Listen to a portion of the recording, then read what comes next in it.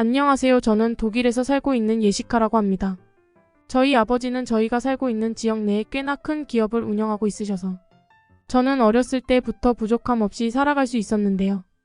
그런 모습을 누군가는 부러워할 수 있겠지만 저는 이런 것 때문에 행복하단 감정을 느껴본 적이 단 한 번도 없었는데요. 저는 초등학교 때부터 조금은 특이한 외모와 살집이 많은 몸매 때문에 같은 반 친구들에게 따돌림을 당했었고 그런 상황을 이겨내기 위해 제가 선택한 방법은 바로 돈이었답니다. 중학교가 되고 나서부턴 친구들에게 군것질을 사준다거나 어디를 놀러 가거나 준비물을 사야 하는 등 돈이 필요한 곳엔 언제나 제가 있었던 거죠. 지금 생각해보면 친구라는 개념보다는 돈, 주머니에 더 가깝지 않았을까 싶을 정도로 돈을 많이 쓰게 되었으며 저는 그렇게라도 교우 관계를 유지해 나가야 된다고 생각을 했던 겁니다. 저는 그렇게 어려운 것에 도전을 하기보단 가장 쉬운 길을 찾아가면서 살아왔고 저렇게 당하면 운동을 한다거나 식이요법을 해서 살을 뺄 만도 한데 그런 것은 포기한 채 매일 기름진 음식과 정크푸드 등을 먹었고 결국 얼마 지나지 않아 제 몸무게는 80kg를 넘어가려고 하는 상황에 이르게 되었으며 아이들은 파티를 하기 위해 제 돈이 필요하다는 이유로 매번 파티에 저를 부르다 보니 제대로 된 수면 시간을 지키지 못하게 되어 결국은 피부는 여드름과 잡티가 잔뜩 생기게 되고 건강은 갈수록 안 좋아지고 있었습니다.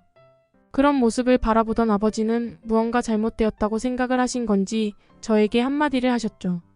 너무 오냐오냐 키운 아빠의 잘못인 것 같다고.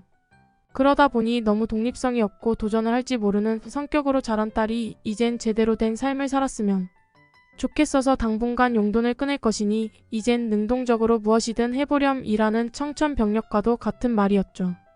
어느새 돌아보니 저런 삶을 살면서 20대 중반이란 어른의 나이가 돼 있더군요. 독립을 언젠가는 해야겠다는 생각을 했지만 준비할 시간도 없이 사회로 나와야 될 줄은 몰랐죠. 그래도 다행인 것은 아버지가 운영하는 기업의 타 지역 매장에서 일을 할 수 있었고 그곳 기숙사에서 생활을 하면서 지내게 되었답니다. 그렇게 도착한 기숙사는 시작부터 저를 당혹스럽게 만드는 일들이 펼쳐지는데요. 2인실이었던 기숙사는 정체 모를 동양 여성이 침대에 누워 있었고 저를 보곤 갑자기 큰 목소리로 말을 걸었습니다. 하나도 못 알아듣는 말을 말이죠. 독일에서 일을 하면서 살고 있는 동양인이 본인의 모국어로 말을 거는 게 상당히 당혹스러울 수밖에 없었고 그 말은 추후에 알았는데 중국어였다고 하더군요. 그리고 그 사람의 특징인지 중국인의 특징인지 모르겠지만 본인이 보는 사람은 다 중국어를 당연히 할 줄 안다고 생각을 하고 있다는 걸 알게 되었고 그런 모습이 저의 회사 생활이 쉽지만은 않겠다는 생각이 들게 되었습니다. 아니나 다를까 저의 그런 생각은 곧장 현실이 되어 저에게 나타나게 됩니다. 분명히 주변에서 들리는 이야기를 들어보면 독일어를 못하지 않는 것 같은데 저랑 이야기를 하던가 본인이 불리한 상황이 되면 하나도 못 알아듣는 듯 모르는 척을 하고 잠만 자려고 하면 방에 있는 불을 다 켜고 음악을 틀어놓는 등 전혀 저를 배려하지 않는 행동을 하고 있고 그런 것을 이야기하려고 해도 못 알아듣는 척하며 중국어로 화를 내고 있으며 도무지 방법이 없을 것 같아 귀마개와 안대를 사용하면 또 소리를 지르면서 그런 것마저 사용을 못하게 만들어 정말 머리가 빠질 정도로 스트레스를 주게 되었고 나중에 들리는 말론 제가 안대를 하고 귀마개를 하는 게 본인을 귀신으로 생각하는 것 같아서 기분이 나빴다고 하는데 이게 무슨 말인가 싶었죠. 그리고 위생관념은 왜 이렇게 없는지 화장실은 청소를 안 하는지 수많은 머리카락과 단백제나 위생용품 등이 바닥에 깔려있고 세면대는 무엇으로 막힌 건지 물마저 제대로 안 내려갈 정도이며 변기는 청소를 하지 않는 건지 비위가 강한 저에게도 쳐다보는 게 쉽지 않을 정도로 엄청나게 더러웠죠. 그래도 이런 것들은 안 보면 그만이고 공동 화장실을 쓰면 되니까 그러려니 하겠지만 그럴 수 없는 부분에서도 문제가 있었죠. 중국인만의 특징인지 모르겠지만 일주일 동안 샤워를 한 번 할까 말까 할 정도고 음식을 제대로 치우지도 않고 그런 음식물들은 시간이 지나 썩은 냄새가 진동을 하게 되면서 참다 못한 결국 제가 졌다는 생각을 하면서 청소를 하게 되었습니다.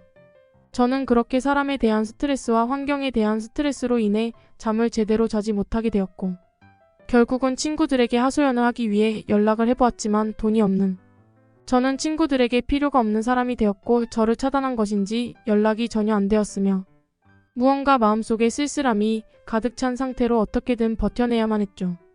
그렇게 지옥과도 같은 회사 생활을 하던 중 제 생활에 밝은 빛이 들어오는 사건이 생기게 되었는데요. 바로 그 중국인 룸메이트가 불법 약물을 거래하다가 경찰에게 잡혔고 묻지도 따지지도 않고 곧장 추방을 당하게 되면서 제 방은 저만 사용하게 되었죠. 그 순간은 정말 지옥에서 살아 돌아왔다는 생각이 들 정도로 해방감이 가득했고 다른 룸메이트가 오기 전까지는 이 넓은 방이 제 것이란 생각이 들었고 저런 중국인과도 한 달을 넘게 살았다면 그 누가 와도 버틸 수 있을 것이란 생각을 하고 있었죠. 하지만 그건 저의 거만함이라는 것을 얼마 지나지 않아 깨닫게 되었습니다. 세상에 중국 사람보다 더한 나라의 사람들이 존재한다는 것을 경험하게 돼버리죠. 2주 정도가 지났을 때 사무실에서 일을 하고 있던 와중에 새로운 룸메이트가 배정되었다는 이야기를 들었고 그동안 편했던 생활도 끝났구나란 생각을 갖고 퇴근을 한 후 기숙사로 돌아갔을 때 저는 중국 사람을 처음 보았을 때 느꼈던 당혹감을 다시 한번 느끼게 되었는데요. 첫 인상은 동양인의 모습이었고 뒷모습만 보고 있어 정확히 어디 나라인지 판단이 서지 않을 때였는데 저를 돌아본 룸메이트는 능숙한 독일어로 저에게 인사를 했고 본인이 너무 더러워서 청소를 좀 했다고 혹시 불편했으면 미안하다는 말과 함께 갑자기 기숙사의 규정과 관련된 이야기를 하기 시작했습니다. 우리 기숙사는 한 건물에 꽤나 많은 사람들이 생활을 하기 때문에 건물 내에선 꼭 슬리퍼를 사용해야 하는데 그런 것을 지키는 사람이 생각보다 많지 않고 밖에서 밟고 다녔던 수많은 이물질이 있는 신발을 그대로 신고 생활을 하고 있었으며 그런 것 때문에 기숙사의 바닥은 대체적으로 더러운 편에 속하고 저 역시 그러한 생활에 익숙해져 실내화를 신고 다녔지만 이 룸메이트는 그런 규정은 지켜져야 된다며 우리의 방부터 복도까지 청소를 싹 다 해놓았던 거죠. 중국 룸메이트는 더 더럽게 살기 위해 노력하는 것 같았는데 그거랑은 정반대로 무균실로 살아갈 것처럼 행동을 하는 모습에 당혹스러움이 찾아왔던 겁니다. 그러면서 청소를 끝낸 흔적들이 보이는데 무언가 부끄러우면서 상당히 미안한 마음에 어디에 숨고 싶다라는 생각이 가득했고 우리는 제대로 된 인사를 할 수 있었습니다. 본인은 한국에서 왔고 이 회사에서 일한 지 어느덧 4년이 됐다고 이야기를 해주었으며 엄청난 친화력을 보이면서 우리는 많은 이야기를 나누었고 기숙사 생활을 하면서 서로 지킬 규정을 정하고 많은 이야기를 했습니다. 그리고 다음 날부터 당혹함은 계속 이어졌는데요. 제 핸드폰을 보면 알람이 분 단위로 맞춰져 있음에도 불구하고 룸메이트는 단 하나의 알람으로 일어나는 독한 모습을 보여줬고 일어나자마자 환기를 한다며 창문을 열고 그 후 곧장 잠자리를 정리하기 시작하죠. 저는 그런 것들을 이해하지 못했습니다. 잠자리야 어차피 잠이 들 때 되면 똑같이 될 것이니 정리를 해야 되나 싶었고 아침에 환기는 너무나 추운데 굳이 아침에 해야 하나 생각이 들고 이해가 안 되었던 거죠. 그 순간 어이없게도 중국인 룸메이트가 생각이 났습니다. 적어도 그 사람은 같이 게으름을 부려도 절대 부담을 주지 않았으니까요. 하지만 지금 한국 룸메이트는 저의 게으름을 절대 용납하지 않겠다는 듯 행동을 하고 있었고 항상 아버지를 보면서도 너무나 빡빡하게 산다고 생각을 했는데 그런 아버지를 아득히 뛰어넘는 모습은 당혹함을 넘어 사람이 아닌 것 같은 느낌까지 들게 만들었죠. 이런 모습만으로도 충분히 당혹함을 만들어주는데 이후로 더욱 충격을 주기 시작했답니다. 하루에 3번 양치를 하고 하루에 한 번 혹은 땀을 좀 흘리면 2번씩 샤워를 하곤 했습니다. 전 룸메는 너무 안 씻어서 샴푸도 없고 샤워용품은 있긴 한데 저게 몸을 씻기는 건지 몸으로 저 샤워용품을 씻기는 것인지 헷갈릴 정도로 더러운 상태였는데 한국 룸메는 그런 것을 절대 용납하지 않았고 수시로 씻는 것이죠. 그리고 독일의 물엔 석회가 심하다고 샤워기 헤드 부분을 필터가 있는 것으로 바꿔 사용을 하는데 정말 대단하다고 생각을 했고 그 필터조차도 한 달에 한 개씩 꼬박꼬박 맞춰서 바꾸는데 정말 놀라움에 감탄을 금치 못하게 되었습니다. 그리고 신기하게 가끔은 아침에 밥과 식사나 샤워를 정해야 한다면 무조건 샤워를 하는 것이 꼭 샤워에 미쳐 있나 생각을 하게 되었죠.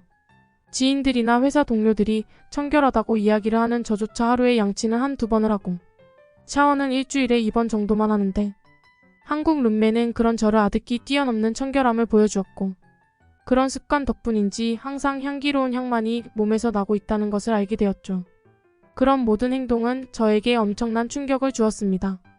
어쨌든 그런 모습을 저에게 강요를 하지는 않았지만 제가 눈치가 보여 한국 룸메를 따라 생활을 할 수밖에 없었고 한 달 정도 시간이 지났을 때 그런 한국 룸메의 행동들을 대체로 비슷하게 따라 할 수 있는 정도까지 되었지만 단 하나 시도조차 포기한 일이 있는데 한국 룸메는 퇴근하면 곧장 옷을 정리한 후 샤워를 하는데 예전에 친구들끼리 파티가 끝나고 같이 잠을 잘 때 친구들과 한번 이야기를 한 적이 있었는데 지금 우리처럼 쉬는 시간이 됐을 때 곧장 소파나 침대에 안 눕고 곧장 정리를 하는 사람이 있을까란 말을 했을 때 친구들은 그런 사람이 있으면 정말 독한 사람일 것이다 라는 이야기를 했었는데 그것을 전부 다 하고 있었습니다. 하물며 그때 그런 사람은 또 뭐가 있을까? 라고 말을 했던 것을 한국 룸메는 전부 다 하고 있었죠. 적은 알람, 샤워, 청소 등 모든 것을 한국 룸메는 해내고 있고 그런 부지런함이 저에겐 정말 새로운 경험을 해볼 수 있게 해준 것이죠. 그렇게 룸메와 3달째가 될 때 그때부턴 저에게도 놀라운 변화들이 생기기 시작했습니다. 한국 룸메 덕분에 규칙적이고 청결하게 생활을 할 수 있어서 그런 것인지 모르겠지만 살이 빠지고 피부에서 광이 나기 시작했던 거죠. 항상 피부에 여드름이나 잡티가 많은 것이 스트레스였기 때문에 치료를 위한 모든 방법을 동원해도 해결이 안 되던 것들이 한국 룸메 덕분에 같이 지낸 지 3달 만에 개선이 되어가고 있던 겁니다. 룸메의 말로는 자기를 따라한 것보다 자주 씻고 필터를 사용한 샤워기 때문에 그렇다고 이야기를 해주는데 무엇이 되었든 둘 다 정답이라고 생각이 들었습니다. 6달이 되었을 때부턴 저도 완벽히 한국화가 되어가면서 룸메와 똑같이 생활을 하기 시작했죠. 그렇게 독하다고 생각했던 퇴근 후 곧장 샤워를 하거나 옷 정리를 하는지 더러워지기 전에 청소를 하는 것 등 수많은 것들을 따라하기 시작했죠. 그렇게 6달이 되었을 때 저는 정상 체중으로 돌아오게 되면서 처음 회사에 왔을 때랑은 완전히 다른 사람이 되었습니다. 살이 빠지니 자존감도 올라가고 자주 씻다 보니 몸에서 향기가 나기 시작한 것 같았으며 그렇게 부지런히 살다 보니 눈빛마저 바뀌었는지 주변 사람들에게 얼굴이 좋아졌다는 이야기를 상당히 많이 듣게 되었답니다. 그렇게 한국 룸메를 따라하면서 저는 제 인생의 새로운 시작점을 다시 찾게 되었으며 조금 더 한국 룸메의 특징들을 따라하게 된다면 완전히 인생이 바뀔 수도 있을 것 같다는 생각이 강하게 들었고 한국 룸메의 다른 특징들을 따라하기 시작했으며 쓰레기를 버릴 때 철저하게 분리수거를 하는 것도 따라 해보았으며 생각보다 다양한 종류의 쓰레기가 있어 복잡했지만 금방 적응을 했고 그 이후엔 세탁 방법 등을 따라하기 시작했습니다. 색깔별로 속옷과 수건 다 따로 하는 방식의 비효율적인 방법의 세탁을 보면서 제가 했던 세탁 방법을 돌아보게 만들었습니다. 저는 모든 옷과 신발, 모자 등 모든 것을 한 번에 세탁을 했었는데 나눠서 하니 더 깨끗해지고 적응이 되면 상당히 편하다는 것을 알게 되었고 그 이후엔 식사를 하자마자 곧장 설거지를 하는 모습에 포기할까 했지만 그런 것까지 다 따라하면서 지내게 되었습니다. 그렇게 시간이 지날수록 한국 사람들의 시간은 다른 나라의 사람들보다 시간이 많은 것인지 이것들을 다 한 번에 할 수 있다는 사실에 경외심이 생길 정도로 대단하다고 생각을 했으며 이젠 도무지 따라할 수 없다는 생각에 결국 물어보았습니다. 굳이 미뤄두고 해도 될 것들을 그때그때 곧장 하는 이유가 뭐냐고 물었을 때 돌아온 대답은 당황스러운 이야기였는데 그냥 습관이 되어서 예전부터 이렇게 살아와서였고 굳이 미루지 않아도 되는데 미루는 게 더 이해가 안 된다고 이야기를 하는 모습에 정말 완벽하다는 생각만 하게 되었죠. 그렇게 추후에 한국 룸메가 따라할 거면 제대로 따라해야지 하면서 본인의 소모임들을 저를 데리고 다니기 시작했고 조깅부터 등산까지 별의별 취미를 주말마다 다 다니기 시작했고 가끔은 지역 내 보육원을 가서 봉사활동까지 해냈죠. 제가 살면서 단 한 번도 들어보지 못한 주말 아침부터 하는 취미들은 정말 이제 질리다 못해 따라하지 못하겠단 생각이 들게 되었을 때쯤 우연치 않게 예전 친구들을 만나면서 제 바뀐 모습을 보고 놀라고는 친한 척하는 모습에 감동을 느끼면서 더욱더 열심히 한국 룸메를 따라하게 되었습니다. 이젠 1년이 넘었고 꾸준한 운동과 규칙적인 생활로 건강한 몸과 피부를 얻을 수 있고 내면적으로 상당히 단단한 사람이 되었으며 그런 저의 모습에 반한 많은 사람들과 인연을 맺을 수 있었죠. 예전처럼 더 이상 돈을 쓰지 않아도 되는 거였고 돌아보니 아마도 제가 사람을 대하는 모습이 잘못되어서 지금까지 잘못된 관계를 맺고 있었다는 생각까지 들게 되었답니다. 중간중간 너무나 힘든 순간들이 많았지만 한국 사람들의 생활 양식은 대단히 옳다는 것을 알게 되었으며 순식간에 선진국 대열로 들어올 수 있었던 이유도 여기에 있음을 알 수 있게 되었습니다. 한국 룸메는 저에게 세상에서 가장 중요한 가치를 알려주었고 최고의 선물을 준 생명의 은인입니다.